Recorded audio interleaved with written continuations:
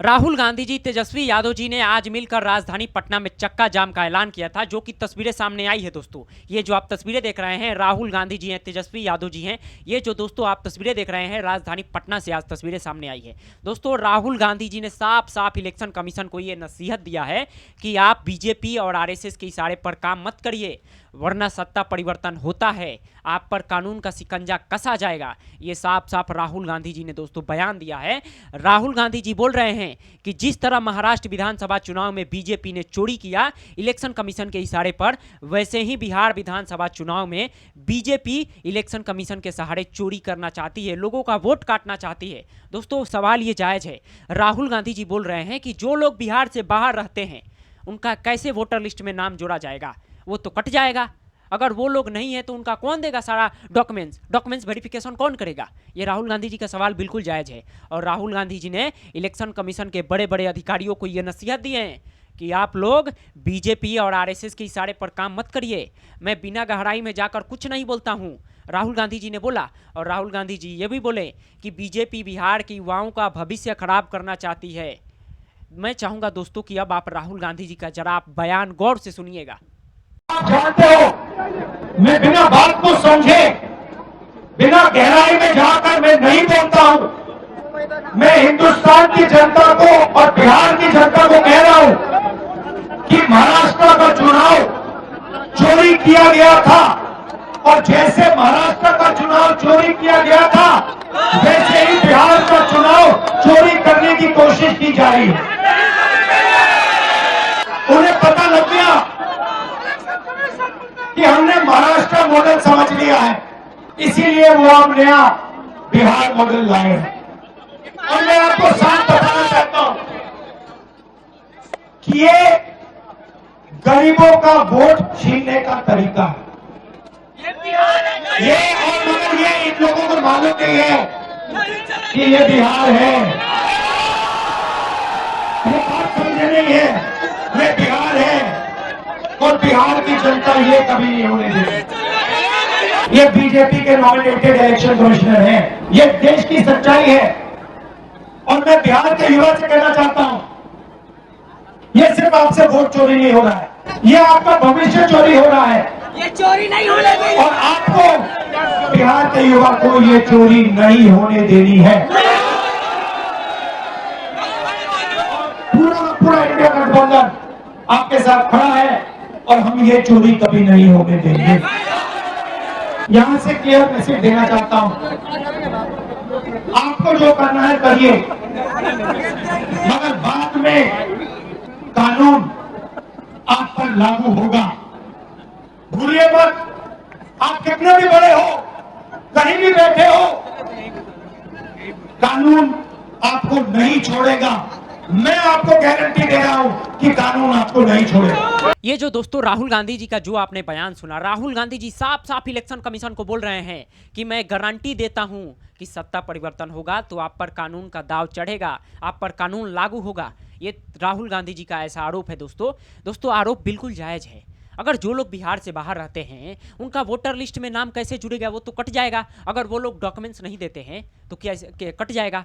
राहुल गांधी जी भी पूछ रहे हैं कि लोकसभा के चुनाव में ऐसा क्यों नहीं किया गया, विधानसभा के चुनाव में ऐसा क्यों किया जा रहा है। राहुल गांधी जी आरोप लगा रहे हैं इलेक्शन कमीशन पे कि इलेक्शन कमीशन के बड़े बड़े अधिकारी बीजेपी और आरएसएस के इशारे पर काम कर रहे हैं। दोस्तों, राहुल गांधी जी का जो आपने बयान सुना, बिल्कुल ये बयान जायज है, बिल्कुल बयान जायज है। उधर पप्पू यादव जी ने दोस्तों ट्वीट करके बोल रहे हैं कि पटना से कोसी सीमांचल, गांधी सेतु से गोपालगंज तक पूरा चक्का जाम, तुम वोट बंद करोगे तो हम चक्का जाम करेंगे। ये पप्पू यादव जी ट्वीट करके लिखे हैं। उधर तेजस्वी यादव जी ने भी दोस्तों ट्वीट करके लिखे हैं कि बीजेपी, मोदी जी बिहार के लोगों का वोट काट रही है और ये चोरी का अधिकार हम लोग नहीं होने देंगे। ऐसा दोस्तों तेजस्वी यादव जी भी ट्वीट करके बोल रहे हैं। तेजस्वी यादव जी ने भी जोरदार तंज कसा है इलेक्शन कमीशन पे और बीजेपी पे। दोस्तों, सवाल बिल्कुल जायज है, आखिर क्यों किया जा रहा है ये बिहार विधानसभा चुनाव में और इतने कम समय में इतने सारे लोगों का सत्यापन हो जाएगा? ये सवाल जायज है, क्योंकि इस वक्त बिहार के कितने जिले बाढ़ से प्रभावित हैं ये इलेक्शन कमीशन को पता है। वहाँ के लोगों का कैसे डॉक्यूमेंट्स देंगे, कैसे डॉक्यूमेंट्स वेरिफिकेशन करेंगे? पानी में खोजेंगे अपने माता पिता का बर्थ सर्टिफिकेट या आधार कार्ड, राशन कार्ड, जो भी लग रहा है पानी में खोजेंगे? ऐसा राहुल गांधी जी ने भी दोस्तों सवाल किया है।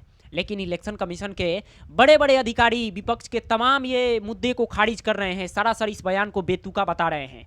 ना ही इलेक्शन कमीशन के अभी तक कोई भी बड़े बड़े अधिकारी जो दिल्ली में बैठे हैं वो प्रेस कॉन्फ्रेंस करके जानकारी नहीं दे रहे हैं कि विपक्ष के जो लोग ये सवाल पूछ रहे हैं वो सवाल सही है या गलत है या झूठा है। अभी तक ये बयान नहीं दे रहे हैं।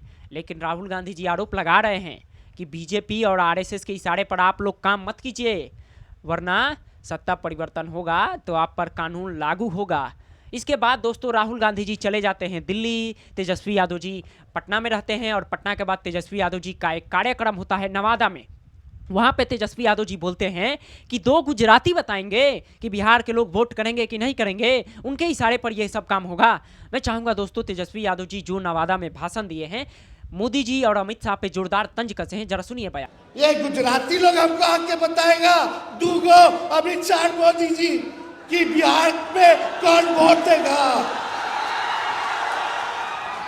आप बताओ, ये 2 गुजराती आके तय करेंगे कि यहाँ का गरीब वोटर है कि नहीं है। यही वोटर लिस्ट से केंद्र सरकार एमपी वाला चुनाव हुआ, अब बिहार वाला नहीं होगा। काहे रे भाई, अगर वोटर लिस्ट में आधार कार्ड मांगो, लोगों का आधार कार्ड है लोगों के पास, राशन कार्ड है लोगों के पास, जॉब कार्ड है लोगों के पास, ये सब नहीं चली। मनरेगा कार्ड नहीं चली, आधार कार्ड ना चली। ऐसा ऐसा कागज ये लोग मांग रहा है कि गरीब के पास होगा ही नहीं, ताकि गरीब का वोट वोटर लिस्ट से नाम कटवा सके। इसलिए हम सब लोगों को सचेत रहना है। सचेत रहिएगा ना। ये जो दोस्तों आपने सुना, तेजस्वी यादव जी नवादा पहुंचे पटना के कार्यक्रम खत्म करने के बाद तेजस्वी यादव जी बोल रहे हैं कि ये अमित शाह और मोदी जी बताएंगे कि बिहार के लोग वोट करेंगे कि नहीं करेंगे, 2 गुजराती बताएंगे। दोस्तों तेजस्वी यादव जी पूरे गुस्से में हैं, क्योंकि ये जिस तरह से इलेक्शन कमीशन के बड़े बड़े अधिकारी बिहार में हरकत कर रहे हैं कि नया तरीके से सत्यापन किया जाएगा, पुनः निरीक्षण किया जाएगा। मेरा भी ये सवाल दोस्तों जायज़ है, क्यों नहीं लोकसभा के चुनाव में ये किया गया? लोकसभा के चुनाव में इसी पर वोट गिरा और विधानसभा के चुनाव में इसको पुनः निरीक्षण किया जाएगा, तो लोकसभा का चुनाव अवैध होगा। मोदी जी प्रधानमंत्री बने हैं, वो अवैध बने हैं, फिर से किया जाए। लेकिन इलेक्शन कमीशन के बड़े बड़े अधिकारी अभी तक इसको लेकर कोई भी प्रेस कॉन्फ्रेंस नहीं किए हैं, कोई भी नहीं। लेकिन दोस्तों जो आज चक्का जाम हुआ था पटना में, बीजेपी में ये खलबली मच गया है कि बिहार में सच में इस बार सत्ता परिवर्तन होगा, क्योंकि नीतीश कुमार जी बार बार ऐलान कर रहे हैं, कभी युवा आयोग का गठन कर रहे हैं, तो कभी महिलाओं को आरक्षण बढ़ा दे रहे हैं सरकारी नौकरियों में, कभी पेंशन की राशि बढ़ा दे रहे हैं। तो ये बीजेपी के अंदर दोस्तों खलबली मचा हुआ है कि बिहार से सच में इस बार सत्ता जाने वाला है क्या। बहरहाल दोस्तों इस खबर के बारे में आप क्या सोचते हैं, अपना राय हमें जरूर बताइएगा।